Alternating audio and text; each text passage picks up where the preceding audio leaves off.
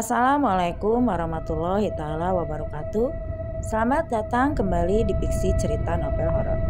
Kali ini saya akan membawakan sebuah kisah dari akun Twitter tulisannya Bri Story yang berjudul Tersesat di Candi Borobudur. Dan untuk seperti apa kisahnya, langsung saja kita masuk ke ceritanya.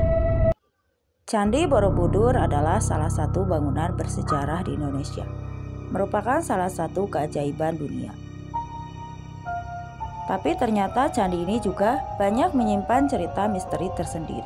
Salah satu teman akan berbagi kisah aneh yang dialaminya di Candi Borobudur. Simak di sini seperti apa ceritanya. Aku Gibran, pekerja swasta yang tinggal di Jakarta. Kali ini aku akan menceritakan pengalaman aneh yang aku alami ketika sedang berwisata dengan teman kampus sewaktu kuliah dulu. Peristiwa ini terjadi di tahun 2005. Waktu itu aku yang masih mahasiswa tingkat 2 di salah satu universitas di Palembang. Ketika itu kampus mengadakan acara wisata ke Jawa Tengah. Candi Borobudur menjadi salah satu destinasinya. Saat itu aku sama sekali belum pernah mengunjungi Candi Borobudur.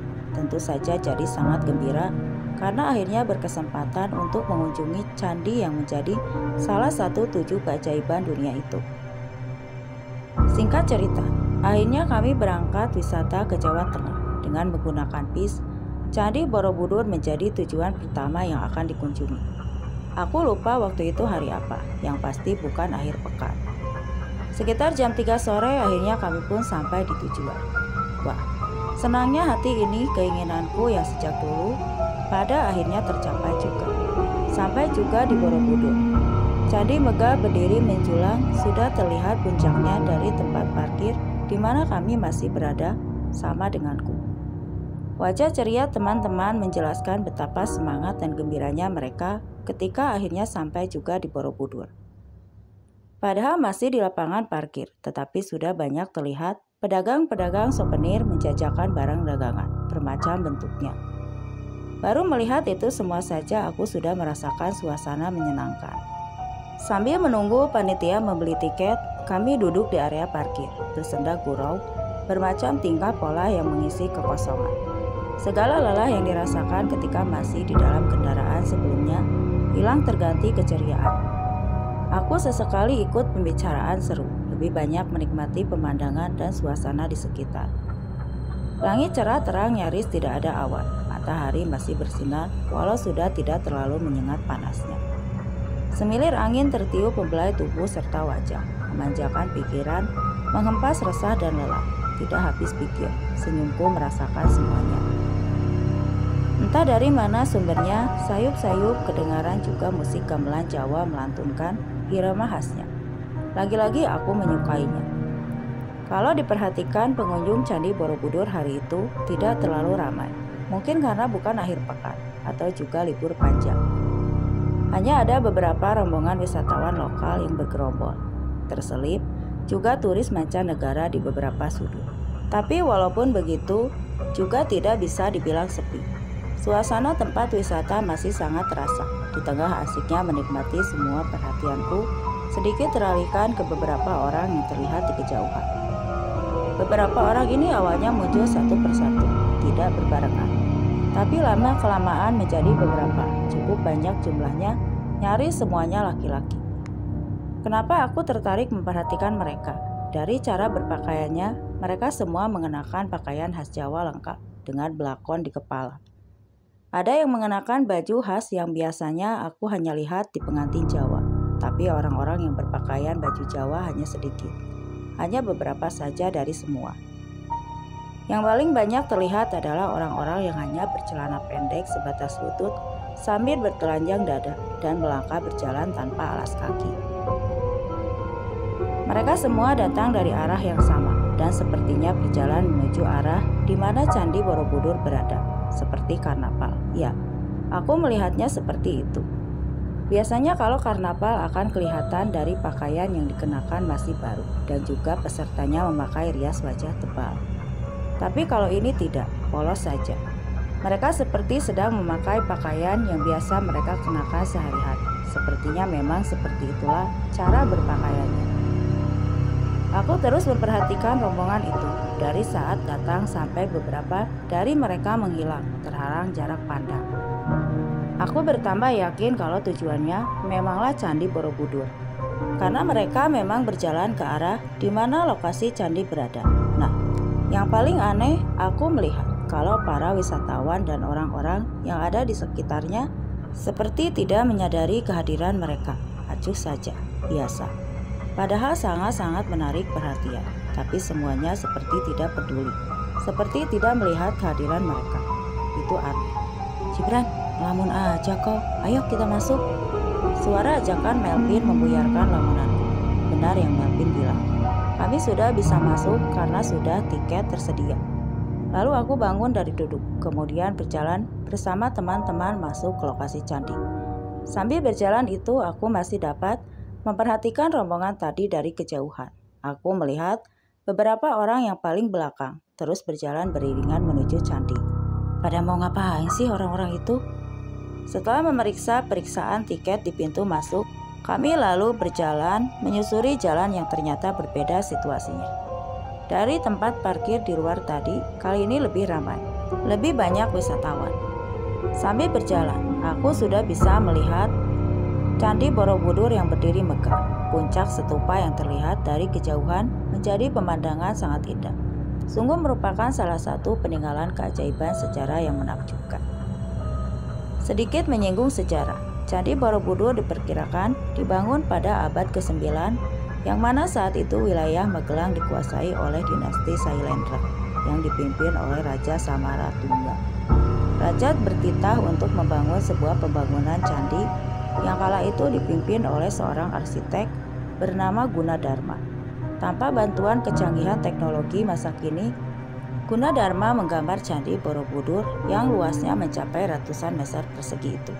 Dari pembangunan tersebut, Borobudur dapat diselesaikan dalam waktu 50-70 tahun kemudian, yang mana konon katanya Gunadarma sendiri tidak melihat hasil akhirnya. Begitulah menurut sejarah yang pernah aku baca. Dan yang paling menakjubkan katanya, pembangunan candi megah ini hanya menggunakan tenaga manusia. Batu-batu besar dan sebanyak itu diangkat dan disusun menjadi bangunan tinggi dan besar, hanya menggunakan tenaga manusia. Salut. Semakin dekat jarak dengan candi, aku semakin takjub. Tapi sebentar, kemana orang-orang yang menarik perhatianku tadi? Kok aku tidak melihat lagi? Padahal tadi mereka menuju ke tempat yang aku tuju. Berjalan melewati jalan yang aku lewati juga, jumlah mereka banyak dengan cara berpakaian yang menarik perhatian. Jadi tidak mungkin kalau di dalam lokasi candi tiba-tiba tidak kelihatan. Menurutku tidak mungkin, tapi ya sudah. Hanya sebatas itu rasa penasaran. Selebihnya, aku menikmati suasana siang menjelang sore. Setibanya kami di lokasi Candi Borobudur, aku bercengkrama bersama teman lainnya. Langit biru cerahnya semakin pekat.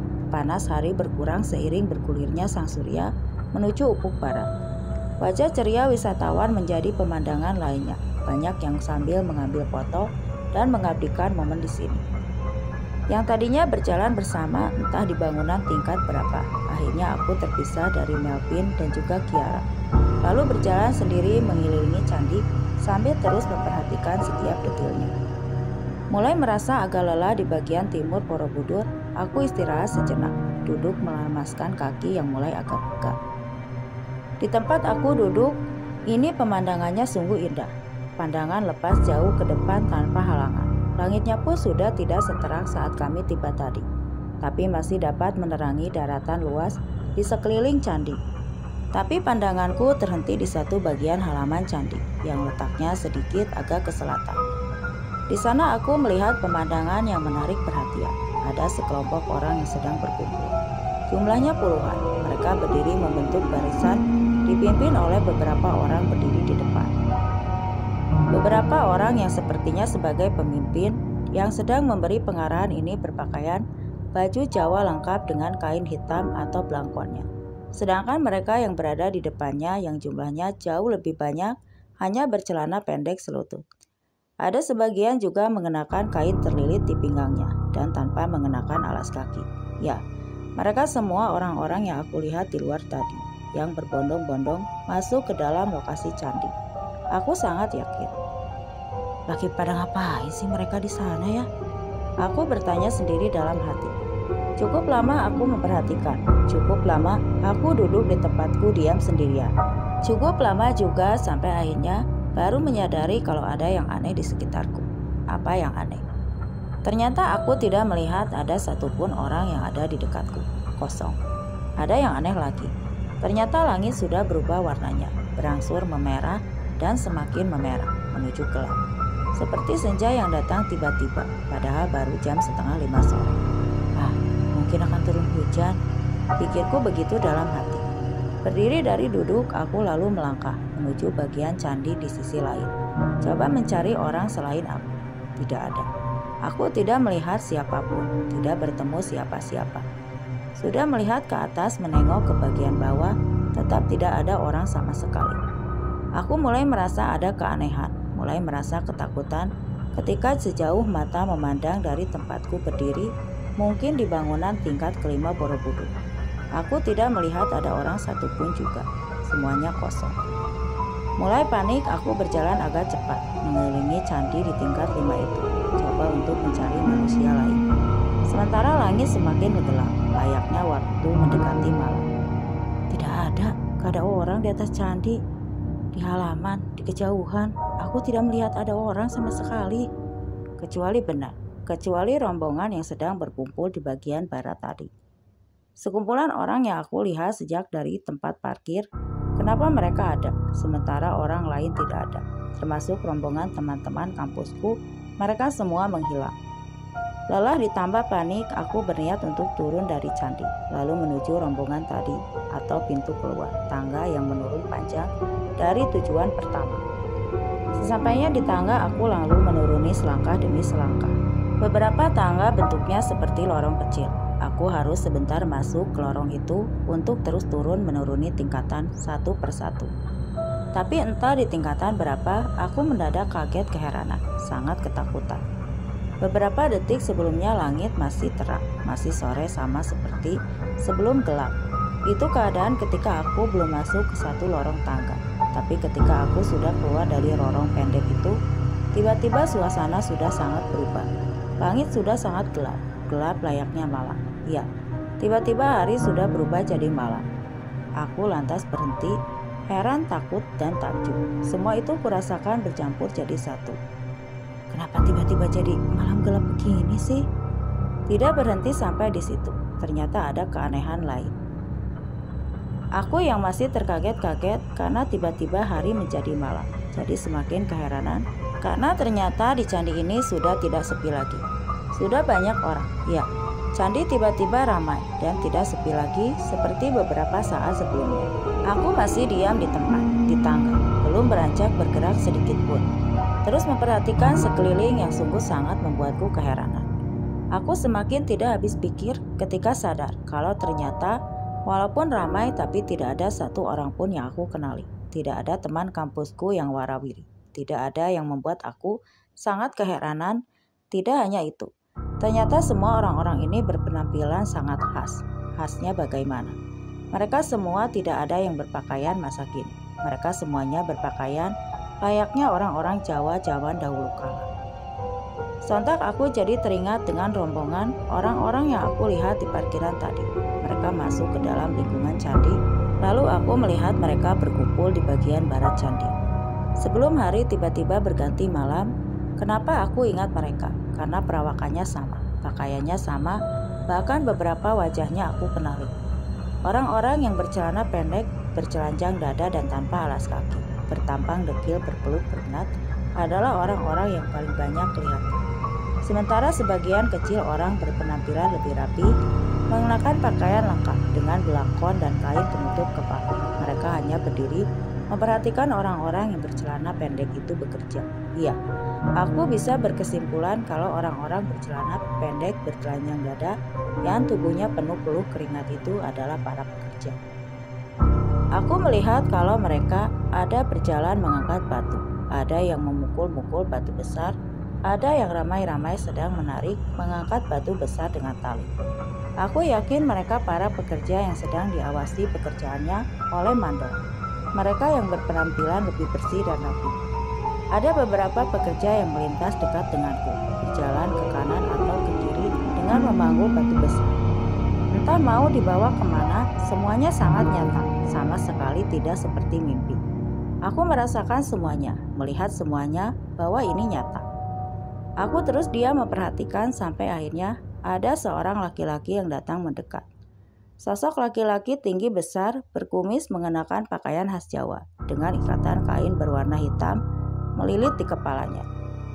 Dia datang dan berjalan agak cepat, lalu berhenti di hadapan. Kemudian berbicara dengan bahasa Jawa yang sama sekali aku tidak mengerti. Satu kata pun aku tidak paham apa yang dia bicarakan. Tapi satu yang aku yakin, kalau dia bicara menggunakan bahasa Jawa dengan logat kental yang khas. Laki-laki itu terus saja berbicara, wajahnya menatapku tajam. Sambil sesekali tangannya menunjuk-nunjuk ke bawah, menuju ke tangga bagian bawah. Oh, baiklah. Aku mengerti. Sepertinya dia menyuruhku untuk menuruni tangga, turun dari atas candi. Aku berpikir seperti itu. Aku mengganggu perintahnya, lalu menuruni tangga satu persatu. Anak tangga aku turuni dalam perjalanan menuju ke bawah, sambil terus memperhatikan sekitar, menyaksikan kesibukan para pekerja yang sedang melakukan pekerjaan masing-masing. Sebenarnya apa sih yang sedang mereka kerjakan nanti? Ketika aku sudah sampai di bawah di halaman candi, aku akan mengerti semuanya. Tidak ada rasa takut, tidak ada perasaan was-was, aku hanya merasa aneh dan takjub dengan semua pemandangan. Dan akhirnya ketika aku sudah sampai di bawah, ketika kakiku sudah menginjak rerumputan di lahan sekitar candi, aku akhirnya bisa melihat semuanya.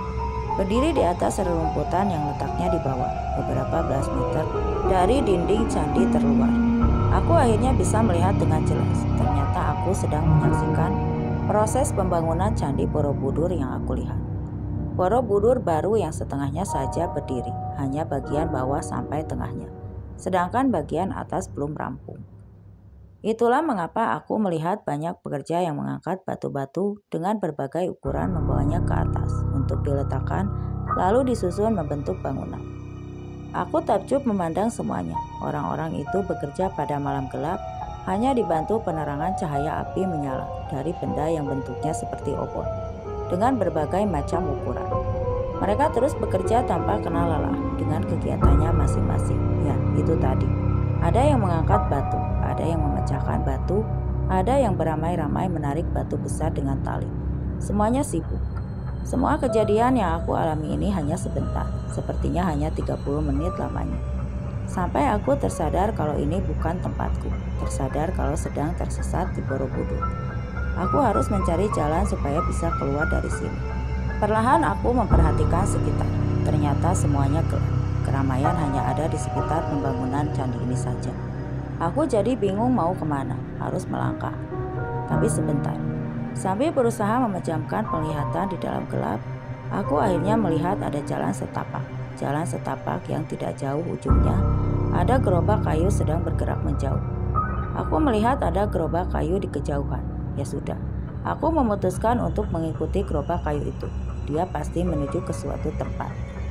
Terus menyusuri jalan setapak dalam gelap, lama-kelamaan aku semakin kesulitan untuk melihat. Mata terhalang pekatnya malam yang sama sekali tidak ada penerangan. Siang. Lambat laun aku kehilangan gerobak yang aku ikuti itu. Sampai akhirnya gerobak kayu itu hilang sama sekali dari pandangan, meninggalkan aku sendirian di dalam gelap. Berjalan entah kemana, aku tidak tentu arah. Di sini aku kembali merasakan panik, tidak tahu harus melangkah kemana. Seiring bergulirnya waktu, semakin lama semakin capek, lelah, kaki makin berat untuk dibawa melangkah. Badanku lemas, semakin lemas. Lalu semuanya gelap, sangat gelap. Aku tidak sadarkan diri. Udah sadar, Mas? Udah sadar? Gibran, Ran, bangun kau. Aku mendengar suara-suara itu. Ketika baru saja bangun siuman, pelan-pelan membuka mata. Akhirnya tersadar kalau ternyata aku sedang berbaring di atas kursi panjang. Di situ ruangannya besar, entah ruangan apa. Kalau kamu sudah bisa duduk, duduklah Bran, minum air ini dulu. Melvin lah yang pertama kali aku lihat. lalu Dendi, lalu salah satu dosenku. Lalu ada beberapa orang lagi yang aku tidak kenal sama sekali. Jadi aku terbangun di salah satu ruangan yang ada di sekitar Candi Borobudur. Mereka semua yang berada di ruangan ketika aku bangun ternyata baru saja menemukanku. Ya, menurut mereka ternyata aku hilang sejak maghrib tadi. Aku tidak ditemukan di mana-mana. Hilang saja tanpa jejak, lalu dilakukanlah pencarian. Tapi setelah berjam-jam ternyata nihil.